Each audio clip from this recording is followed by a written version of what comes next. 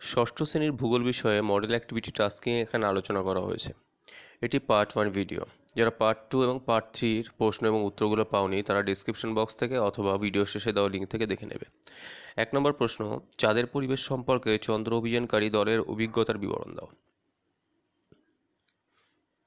1969 সালে 16 জুলাই আমেরিকার Kennedy space centre থেকে অ্যাপোলো 11 করে চাঁদের উদ্দেশ্যে রওনা দিল নীল আর্মস্ট্রং, এডুইন অল্ড্রিন এবং মাইকেল কলিন্স। নীল আর্মস্ট্রং এবং এডুইন অল্ড্রিন ঈগল নামক একটি অংশের সাহায্য নিয়ে 20 জুলাই সর্বপ্রথম চাঁদের মাটিকে স্পর্শ করলেন।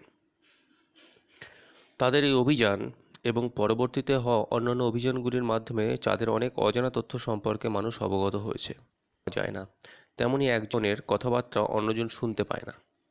কোথাও কোনো গাছপালা নেই, অমসৃণ জমি, ছোট বড় বিভিন্ন আকৃতির পাথর, ছোট বড় গর্ত এবং ধূসর ধুলোপূর্ণ চাঁদের ভূমি। চাঁদের যে কালো দাগ আমরা দেখি সেগুলো আসলে বড় বড় গর্ত। সূর্যের আলো পৌঁছতে পারে না বলে আমরা কালো দেখি।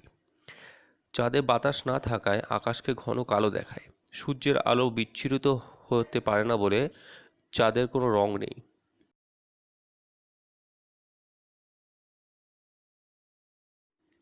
আলো পড়লে সাদা দেখায়, আলো না পড়লে কালো দেখায়। দিনের বেলাও আকাশে তারা ঝলমল করে। পৃথিবীতে চাঁদ থেকে দেখতে সাদা নীল গোলকের মতো পৃথিবীকে হবে। চাঁদে একদিন হয় 2 সপ্তাহে এবং এক রাত হয় 2 সপ্তাহ ধরে। চাঁদের আকর্ষণ পৃথিবী থেকে কম হওয়ায় চাঁদের সমস্ত জিনিস পৃথিবীর তুলনায় 6 ভাগে হালকা হয়।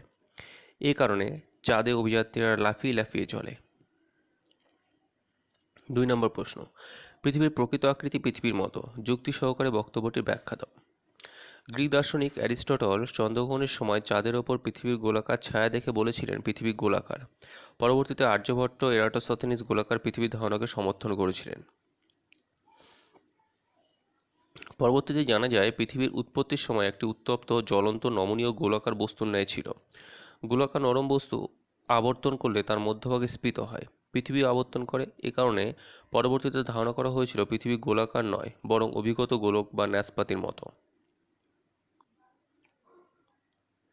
কিন্তু বাস্তবে দেখা যায় পৃথিবীতে মারিয়ানা খাতের মতো গভীর সমুদ্র খাত রয়েছে যার গভীরতা 11,000 মিটারের বেশি। আবার হিমালয় পর্বতের মতো সুউচ্চ পর্বতমালা রয়েছে যার সর্বোচ্চ শৃঙ্গ মাউন্ট এভারেস্ট, উচ্চতা 8,800। স্থলভাগের প্রায় সর্বত্রই বিভিন্ন রকমের ভূমিরূপ রয়েছে এবং সমুদ্রভাগ যথেষ্ট গভীর। এ কারণে পৃথিবীকে অভিগত গোলক আকৃতি বলা যায় না, পৃথিবীকে জিওড বা পৃথিবীর আকৃতি পৃথিবীর মতো বলা হয়। আসি পরের প্রশ্ন, একটি বৃত্ত অঙ্কন করে 5টি গুরুত্বপূর্ণ অক্ষরেখা মানসহ চিহ্নিত করো।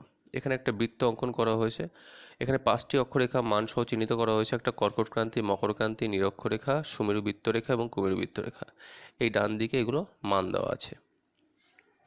পরের প্রশ্ন, তোমার দেশের উত্তরের সমভূমি অঞ্চল ঘনবসতিপূর্ণ হওয়ার কারণ ব্যাখ্যা করো।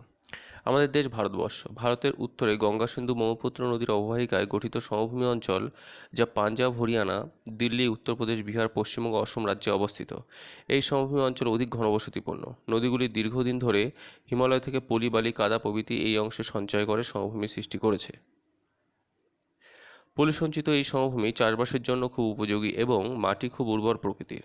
সমতল ভূমি হওয়ায় উন্নত যাতায়াত ব্যবস্থা, রাস্তাঘাট নির্মাণ, শিল্প গড়ে ওঠা প্রভৃতি কাজে সুবিধা হয়। এই সকল কারণের জন্য উত্তরের সমভূমি অঞ্চল ঘনবসতিপূর্ণ হয়েছে।